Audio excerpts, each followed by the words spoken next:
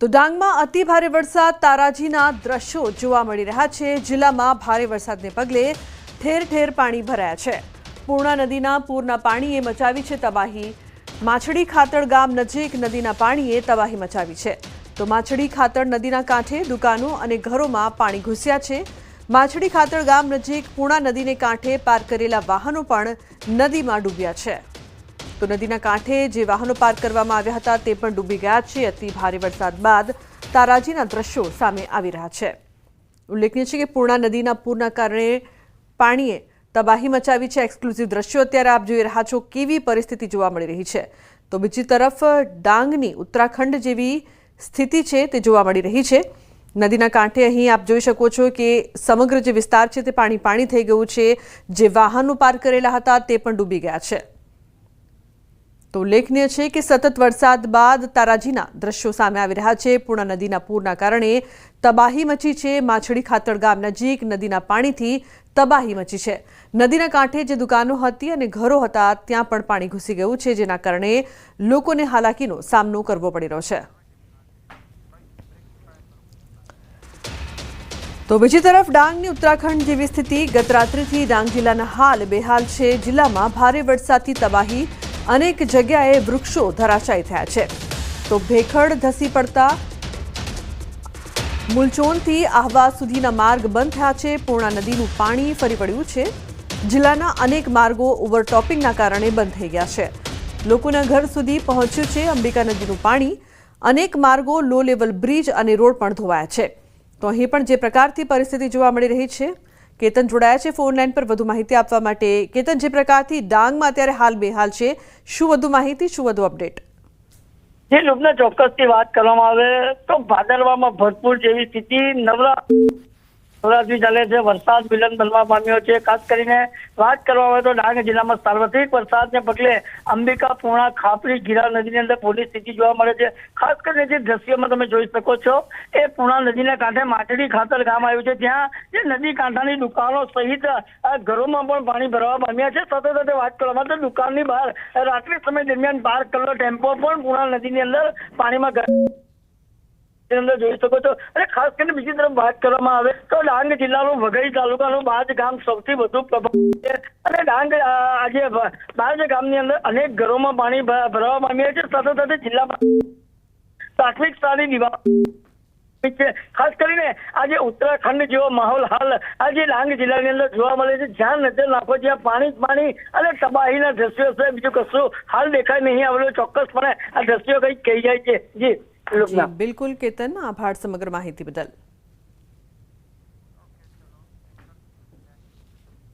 તો નવલા નોરતામાં મેઘરાજાએ રમઝટ બોલાવી છે, વિલન બનવાનો પ્રયાસ કર્યો છે, પરંતુ આ તો ખેલૈયાઓ ગુજરાતના છે।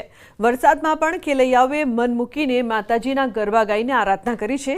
ડાંગના ગિરિમથક સાપુતારામાં મોડી સાંજે વરસાદ થયો હતો। પહેલા નોરતામાં લોકોએ ગરબાની સ્થાપના કરી હતી અને મંડપમાં ગરબા ચાલી રહ્યા હતા ત્યારે જ વરસાદ થયો। જો કે ખેલૈયાઓ પણ મેઘરાજાની મનમાની સામે ન ઝૂક્યા અને ગરબાની રમઝટ છે તે ચાલુ રાખી। તો કેટલાક છત્રી સાથે રાખી ગરબે ઘૂમ્યા। ગરબા રમવા થનગનતા ખેલૈયાઓનો ઉત્સાહ મેઘરાજાની મહેનત ઉત્સાહે પાણી ફેરવી દીધું છે। તો જે પ્રકારથી વરસાદ બાદ પણ તમામ લોકો છે, ગુજરાતના ખેલૈયાઓ છે, તે ગરબા રમતા જોવા મળ્યા। તો બીજી તરફ ડાંગ જિલ્લામાં ધોધમાર વરસાદ। ઉપરવાસમાં વરસાદને કારણે ડોલવણમાંથી પસાર થતી અંબિકા નદીમાં ઘોડાપુર, રસ્તા ઉપર પાણી ફરી વળ્યા છે। પદમડુંગરી ગામે ઇકો ટુરિઝમ પાસે પાણી ફરી વળ્યા છે। તો અંબિકા નદી તોફાની બની છે। અંબિકા નદી તોફાની બની છે, રસ્તા ઉપર પાણી ફરી વળ્યા છે। જે પ્રકારથી હજુ પણ અતિ ભારે વરસાદની આગાહી છે। ડાંગમાં જળ તાંડવના દ્રશ્યો છે તે સામે આવી રહ્યા છે। તો નદી ગાંડીતુર બની છે। અંબિકા નદીમાં ઘોડાપૂરની સ્થિતિ સર્જાઈ છે। સાથે જ આ વિસ્તારની આસપાસ ન જવા માટે પણ લોકોને અપીલ કરવામાં આવી છે, કારણ કે અંબિકા નદી તોફાની સ્વરૂપમાં જોવા મળી રહી છે। તો ડાંગમાં જળતાંડવ, રસ્તા પર ફરી વળ્યા પાણી।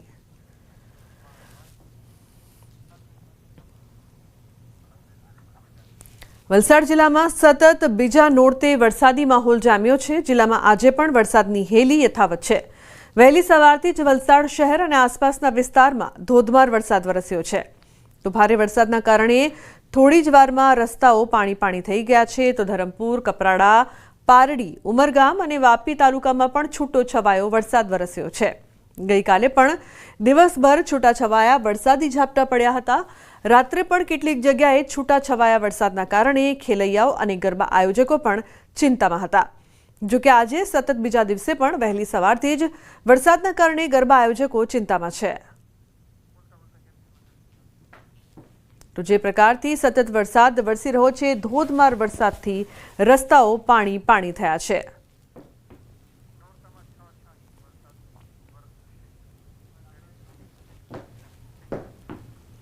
સમાચારમાં આગળ વાત કરીશું. નોરતામાં 6 ઇંચ વરસાદ વરસશે.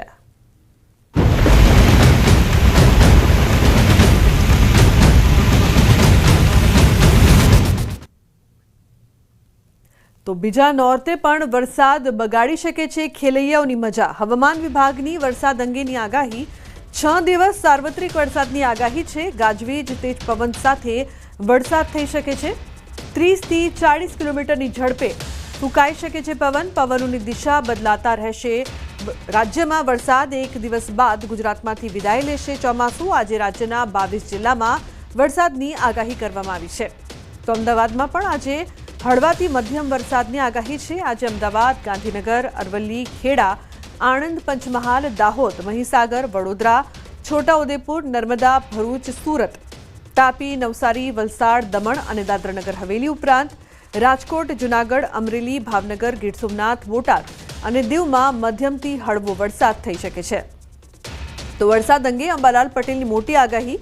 ખેલૈયાઓના રંગમાં વરસાદ ભંગ પાડશે. નવરાત્રિના ખેલૈયાઓ માટે વરસાદ વિલન બનશે.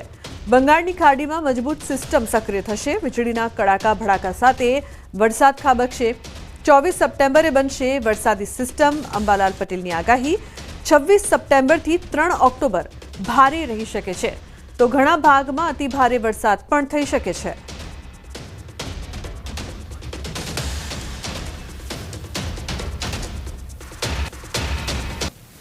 दक्षिण पश्चिम से लेकर पश्चिम दिशा से पवन का दिशा है. इसके कारण मॉइस्चर इंकर्शन हो रहा है और मॉइस्चर कन्वर्जेंस के कारण ये दक्षिण गुजरात में हैवी रेनफॉल का वार्निंग दिया गया है. परंतु 24મી સપ્ટેમ્બરે એક મજબૂત સિસ્ટમ બંગાળ ઉપસાગરમાં બનતા તેની સીધી અસર પૂર્વ મધ્યપ્રદેશ અને ગુજરાત ઉપર થતાં તારીખ 27 સપ્ટેમ્બર 28 સપ્ટેમ્બરથી 3 ઓક્ટોબર વચ્ચે ગુજરાતના ભાગોમાં ભારેથી ભારે વરસાદ થવાની શક્યતા રહેશે અને હાજા ગગડાવી નાખે તેવી ગર્જના પણ થવાની શક્યતા રહેશે. એટલે જનધને લગભગ 20 પ્રપાતથી કાળજી રાખવી ઇષ્ટ રહે. વરસાદ અંગે જોઈએ તો ખાસ વરસાદ લગભગ દક્ષિણ ગુજરાતના ભાગોમાં ભારેથી ભારે વરસાદ થવાની શક્યતા છે. સુરત, ભરૂચ વગેરે ભાગોમાં ભારેથી ભારે વરસાદ થવાની શક્યતા છે. દક્ષિણ સૌરાષ્ટ્રના ભાગોમાં પણ ભારેથી ભારે વરસાદ થવાની શક્યતા છે. જૂનાગઢ, ભાવનગર, અમરેલી વગેરે ભાગોમાં ભારે વરસાદ થવાની શક્યતા છે.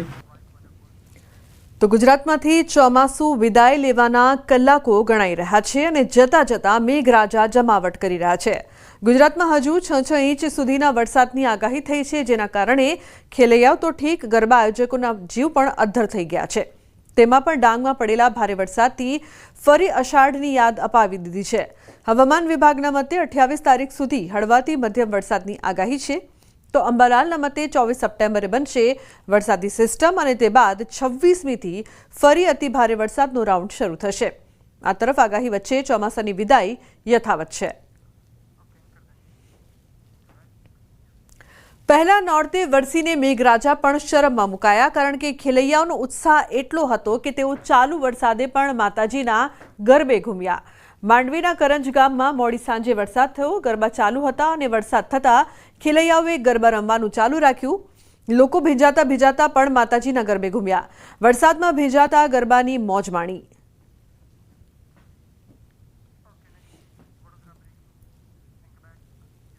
અને સમાચાર વડોદરાથી. યુનાઇટેડ વે ગરબામાં પ્રથમ દિવસે જ વિવાદ. ગ્રાઉન્ડ પર ગેરવ્યવસ્થા સર્જાતા વિવાદ થયો છે. ખેલૈયાઓને સુવિધાના નામે શૂન્ય. ગરબા ગ્રાઉન્ડ કાદવ કીચડથી ભરાયા. પ્રથમ દિવસે જ ખેલૈયાઓએ લગાવ્યા નારા. ખેલૈયાઓ રોષે ભરાયા હતા. કીચડના કારણે ખેલૈયાઓ ફૂડ કોર્ટમાં ગરબા રમ્યા. સંચાલકોએ એક દિવસનું રિફંડ આપવાની જાહેરાત પણ કરી છે. તો કીચડના કારણે ખેલૈયાઓ ફૂડ કોર્ટમાં રમ્યા હતા. યુનાઇટેડ વે ગરબામાં પ્રથમ દિવસે જ વિવાદ થયો છે. તો સાથે જ સંચાલકોએ એક દિવસનું રિફંડ આપવાની વાત પણ કરી છે. કીચડના કારણે ખેલૈયાઓની જે મજા છે તે બગડી ગઈ હતી. ફૂડ કોર્ટમાં ગરબા રમવાની નોબત આવી હતી. તો કીચડથી ભરાયા હતા ગ્રાઉન્ડ. પ્રથમ દિવસે જ ખેલૈયાઓએ નારા પણ લગાવ્યા. પ્રથમ નોરતે તેમની જે મજા છે તે પણ બગડી ગઈ હતી. ઉલ્લેખનીય છે કે ખેલૈયાઓ રોષે ભરાયા હતા, નારેબાજી કરી હતી અને તે બાદ ફૂડ કોર્ટમાં તેમને ગરબા રમવા પડ્યા હતા. જે બાદ સંચાલકોએ એક દિવસનું રિફંડ આપવાની વાત કરી છે, જાહેરાત કરી છે. ખેલૈયાઓને સુવિધાના નામે શૂન્ય જોવા મળ્યું. તો ગરબા ગ્રાઉન્ડ કાદવ કીચડથી ભરાયાના દ્રશ્યો સામે આવ્યા છે. કોઈપણ જાતની સુવિધા છે તે કરવામાં નથી આવી. વરસાદ થતાં કાદવ કીચડથી સમગ્ર ગ્રાઉન્ડ છે તે ભરાઈ ગયું હતું, જેથી હાલાકીનો સામનો ખેલૈયાઓને કરવો પડ્યો. સાથે જ ફૂડ કોર્ટમાં તેમને ગરબે રમતા જવું પડ્યું. તો ગ્રાઉન્ડ પર એટલી બધી ગેરવ્યવસ્થા હતી કે જે ખેલૈયાઓ છે તે રોષે ભરાયા હતા, ગુસ્સે ભરાયા હતા, નારેબાજી પણ કરી હતી. ગરબા ગ્રાઉન્ડ કાદવ કીચડથી ભરાયા હતા. તો વડોદરાના આ દ્રશ્યો અત્યારે આપ જોઈ રહ્યા છો. પહેલા નોરતે જે પ્રકારથી હાલાકીનો સામનો કરવો પડ્યો હતો યુનાઇટેડ વે ગરબામાં પ્રથમ દિવસે વિવાદ સર્જાયો હતો. હાર્દિક જોડાય છે ફોન લાઈન પર વધુ માહિતી આપવા માટે. હાર્દિક, શું વધુ માહિતી સમગ્ર મામલે? બિલકુલ, જો યુનાઇટેડ વે ની વાત કરવામાં આવે તો ગુજરાતના સૌથી મોટા ગરબા તરીકે પોતાની નામના ધરાવે છે, પરંતુ ગુજરાતના સૌથી વિવાદાસ્પદ ગરબા પણ આ જ છે. દર વર્ષે ખેલૈયાઓને કડવો અનુભવ થતો હોય છે. ત્યારે ગઈકાલે પણ પહેલો દિવસ હતો ત્યારે ખેલૈયાઓને કડવો અનુભવ થયો હતો. ખેલૈયાઓ જ્યારે ગ્રાઉન્ડ પર પહોંચ્યા ત્યારે ગ્રાઉન્ડ પર ચારે તરફ કિચડનું સામ્રાજ્ય હતું. ખેલૈયાઓએ મહા મુસીબતે ત્યાં ગરબા રમ્યા. કેન્ટીન એરિયા, કેફેટેરિયા એરિયા છે ત્યાં જઈને ગરબા રમ્યા.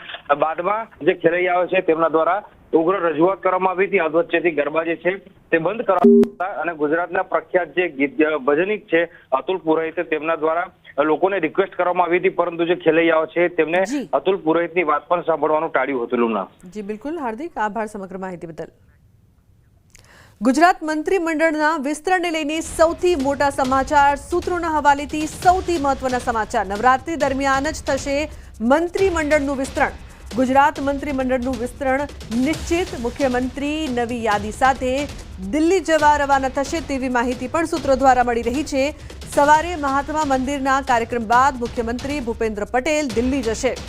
દિલ્હી બાદ મોડી રાત્રે મુખ્યમંત્રી ભૂપેન્દ્ર પટેલ પરત આવશે તેવી પણ સૂત્રો દ્વારા માહિતી મળી રહી છે. કોણ કપાશે અને કોણ ઉમેરાશે તે મુદ્દે હજુ પણ સસ્પેન્સ યથાવત છે. તો મંત્રીમંડળ વિસ્તરણની યાદી મુખ્યમંત્રી ભૂપેન્દ્ર પટેલે જ તૈયાર કરી છે તેવું પણ સૂત્રો કહી રહ્યા છે. મુખ્યમંત્રીએ તૈયાર કરેલી યાદી પર ફાઇનલ મોર દિલ્હીથી વાગશે. સંવાદદાતા ગીતા મહેતા જોડાયા છે ફોન લાઈન પર વધુ માહિતી આપવા માટે. ગીતા, જે પ્રકારથી નવરાત્રી દરમિયાન જ મંત્રીમંડળનું વિસ્તરણ થશે, શું વધુ માહિતી છે આ મામલે? જી, ઘણા સમયથી જેની ચર્ચાઓ હતી તે ફાઇનલી હવે થાય તેવી સંભાવનાઓ જણાઈ રહી છે.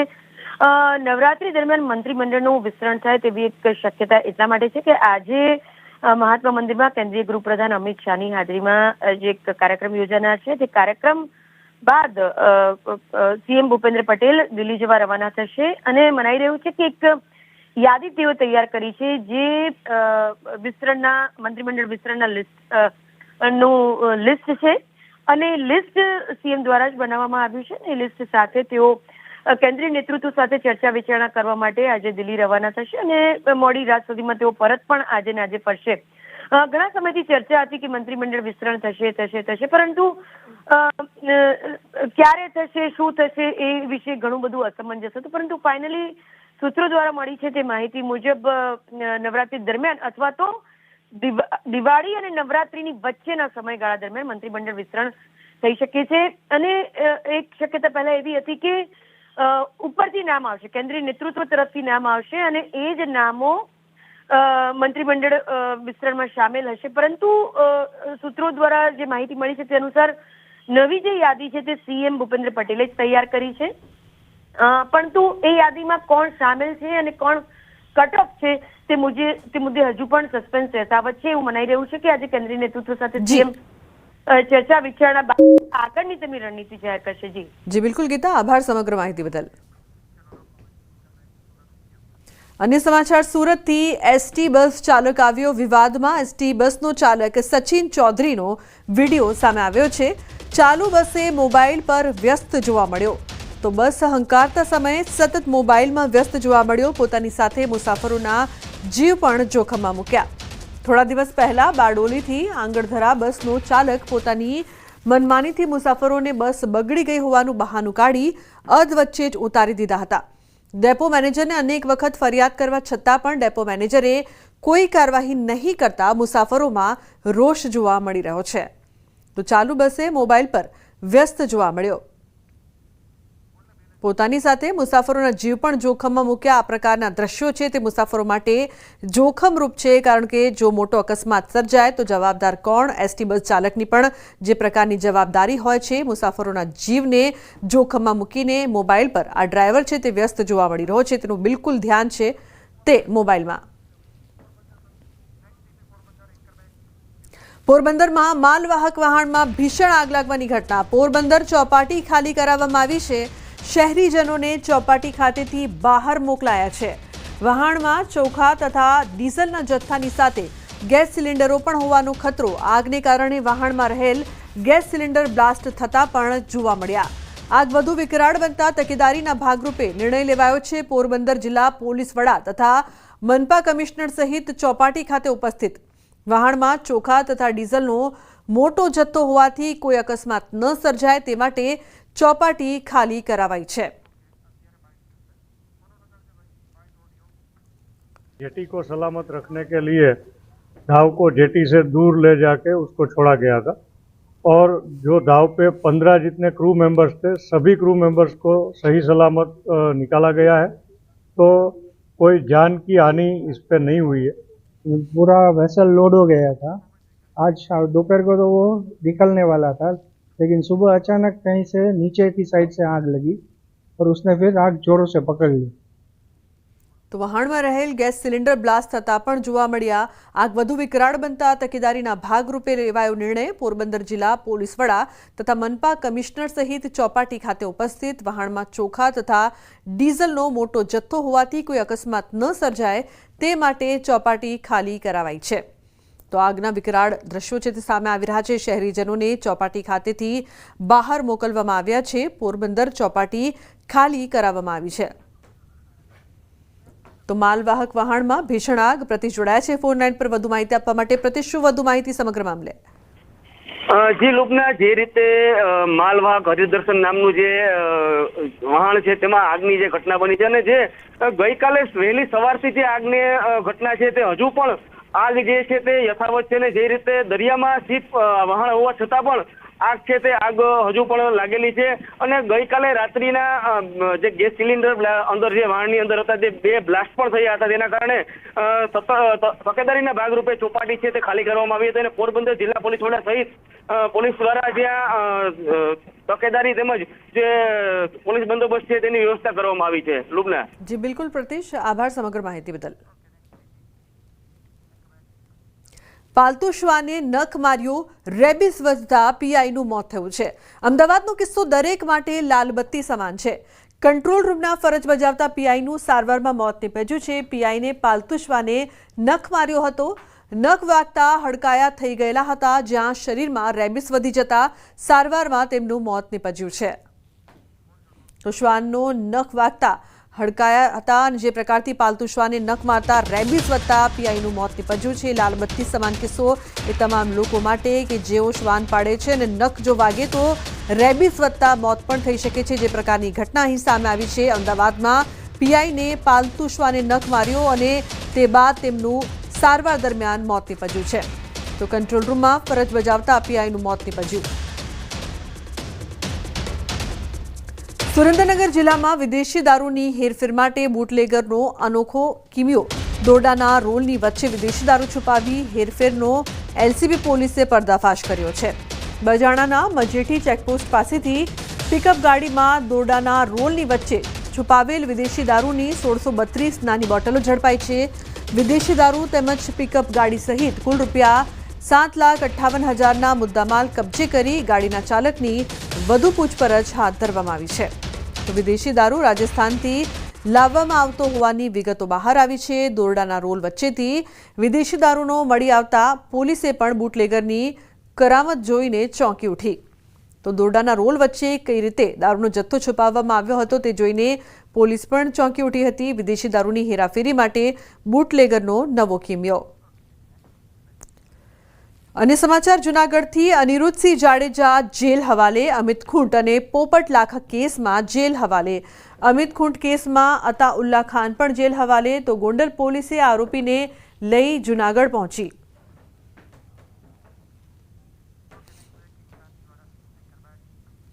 બનાસકાંઠાના દાંતીવાડા ડેમમાંથી પાણી છોડાતા બનાસ નદીના નીર પહોંચ્યા ડીસા। ડીસામાં બનાસ પુલ નીચેથી પસાર થતી સજીવન બનાસના નદીના દુર્લભ દ્રશ્યો। વર્ષ 2022-2023 બાદ ફરી સજીવન થઈ બનાસ નદી। ડીસા બનાસ નદીને નિહાળવા મોટી સંખ્યામાં લોકો ડીસા પુલ નજીક પહોંચ્યા। લોકોને વહેતા પાણીથી દૂર રહેવા માટે અપીલ પણ કરવામાં આવી છે।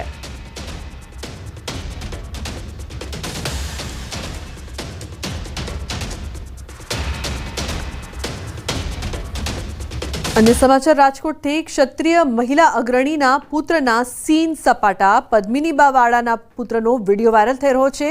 કમર પર રિવોલ્વર જેવા હથિયાર સાથેનો આ વિડીયો છે તે વાયરલ થઈ રહ્યો છે। ફિલ્મના ડાયલોગ સાથે વિડીયો અપલોડ કર્યો। અર્વાચીન રાસોત્સવમાં હાજરી આપી હતી। પદ્મિનીબા વાળાના પુત્ર પાસે હથિયાર જોવા મળતા વિવાદ થયો છે। જાહેરમાં હથિયાર લઈને ફરતા ઉઠ્યા સવાલ। નાની ઉંમરમાં પદ્મિનીબા વાળાના પુત્ર પાસે હથિયાર હોતા અનેક સવાલો અહીં ઉપસ્થિત થઈ રહ્યા છે કાયદાને લઈને। અંકિત જોડાયા છે ફોન લાઈન પર વધુ માહિતી આપવા માટે। અંકિત, જે પ્રકારથી આ વિડીયો વાયરલ થઈ રહ્યો છે પદ્મિનીબા વાળાના પુત્રનો અને વિવાદ પણ થઈ રહ્યો છે, શું વધુ માહિતી, શું વધુ અપડેટ સમગ્ર મામલે? લુબના, ચોક્કસ કરીને ખાસ કરીને વાત કરવામાં તો સોશિયલ મીડિયામાં હાલ એક વિડીયો વાયરલ થઈ રહ્યો છે। આ વિડીયોની અંદર ક્ષત્રિય મહિલા અગ્રણીના પુત્રના સીન સપાટા છે તે જોવા મળી રહ્યા છે। પદ્મિનીબા વાળાનો જે પુત્ર છે તે રિવોલ્વર જેવા હથિયાર સાથે છે તે જોવા મળી રહ્યો છે। પોતાના કમર ઉપર રિવોલ્વર જેવું હથિયાર ટીંગાડતું હોય તે પ્રકારના દ્રશ્યો છે તે સામે આવ્યા છે। સાથોસાથ આ જે વિડીયો અપલોડ કરવામાં આવ્યો છે તેમાં છાવા ફિલ્મના ડાયલોગનો પણ ઉપયોગ કરવામાં આવ્યો છે। ત્યારે હવે સમગ્ર મામલાનો વિડીયો જ્યારે સોશિયલ મીડિયામાં વાયરલ થયો છે ત્યારે રાજકોટ શહેર પોલીસ દ્વારા આ મામલે કોઈ કાર્યવાહી કરવામાં આવે છે કે કેમ તે પણ જોવું અતિ મહત્વનું બની રહેશે। સવાલ એ પણ ઉભા થઈ રહ્યા છે કે શું પદ્મિનીબા વાળાના પુત્ર પાસે પરવાના વાળું હથિયાર છે કે કેમ? જો પરવાના વાળું હથિયાર છે તો આવડી નાની ઉંમરે કયા પોલીસ કમિશનર દ્વારા આ હથિયાર છે તેનો પરવાનો આપવામાં આવ્યો? આ તમામ જે સવાલો છે તે હાલ અત્યારે સામે આવી રહ્યા છે। જી બિલકુલ અંકિત, આભાર સમગ્ર માહિતી બદલ। અને સમાચાર અમદાવાદથી કર્ણાવતી ક્લબની ચૂંટણી સંપન્ન। કર્ણાવતી ક્લબની ચૂંટણીના પરિણામો જાહેર। 14 ઉમેદવારની ચૂંટણીમાં 10 ઉમેદવાર વિજેતા, 10 ડિરેક્ટરોનો વિજય, 4ની ડિપોઝિટ જપ્ત। 13,472 મતદારોમાંથી 4,447 મતદાન કર્યું। ક્લબની ચૂંટણીની પ્રક્રિયા હોય છે ઓનલાઈન।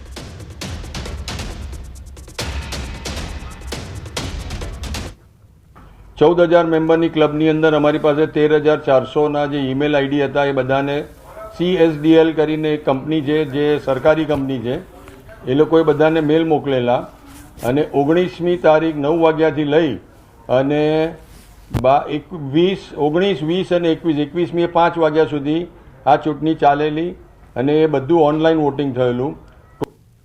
અમદાવાદના બહેરામપુરા વિસ્તારમાં આવેલા કબાડી માર્કેટના વેપારીઓ ચિંતામાં મુકાયા છે, કેમ કે સેશન્સ કોર્ટે જમીન ગેરકાયદે હોવાનું કહીને જગ્યા ખાલી કરવાનો આદેશ આપ્યો છે।